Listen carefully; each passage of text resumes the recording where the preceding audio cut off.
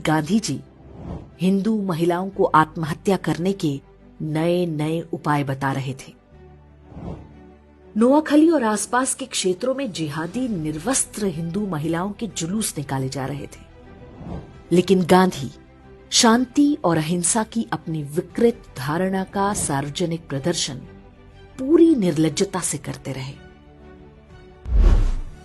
19 अक्टूबर को कलकत्ता के अमृत बाजार पत्रिका में एक समाचार छपा जिसमें नोआखली के विभूति भूषण दास के हवाले से शीर्षक दिया गया, वी ऑल हैव बिकम मुस्लिम।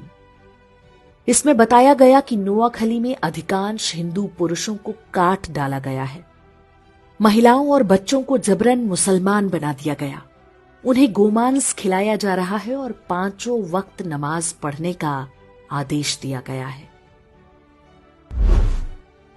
बंगाल के तत्कालीन गवर्नर ने भी अपनी रिपोर्ट में इसकी पुष्टि की।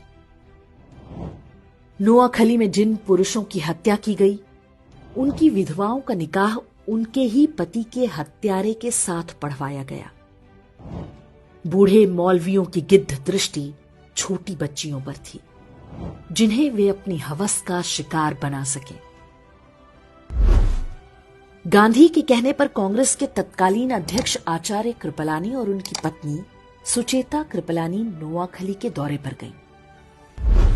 आचार्य कृपलानी ने अपनी पुस्तक Gandhi his life and thoughts में लिखा है कि हमारी मुलाकात बंगाल के मुख्यमंत्री सुहरावर्दी और गवर्नर फ्रेडरिक बरूद से हुई। जब मैंने हिंदू महिलाओं के अपहरण और बलात्कार की बात पूछी तो गवर्नर बरोज ने उत्तर दिया, ये तो होना ही था।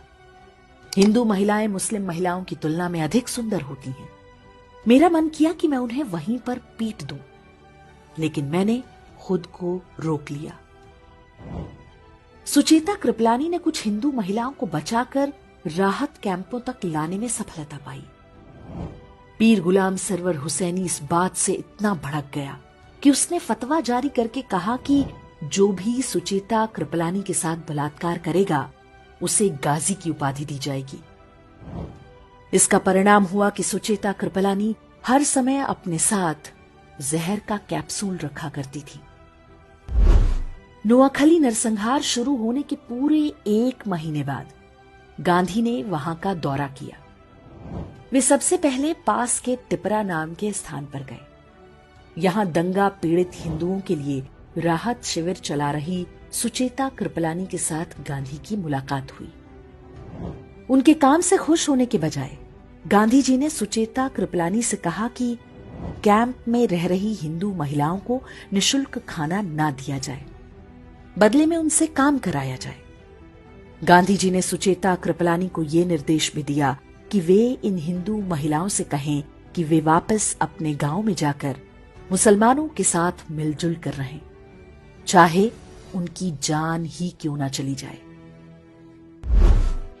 नाथूराम गोडसे और उनके मित्र नारायण आप्टे भी तब नोआखली गए थे। वहां पर वे राहत कैंपों में रह रहे हिंदुओं की सेवा करते थे। गोडसे और आप्टे ने वहां जो कुछ देखा और गांधी की बातें सुनी, ये कहना गलत नहीं होगा कि वही आगे चलकर गांधी की हत्या का कारण बना होगा। काशी हिंदू विश्वविद्यालय के संस्थापक महामना मदन मोहन मालवीय ने नोआखली में हिंदुओं के नरसंहार और महिलाओं से बलात्कार के वृतांत सुने तो उन्हें गहरा सदमा लगा।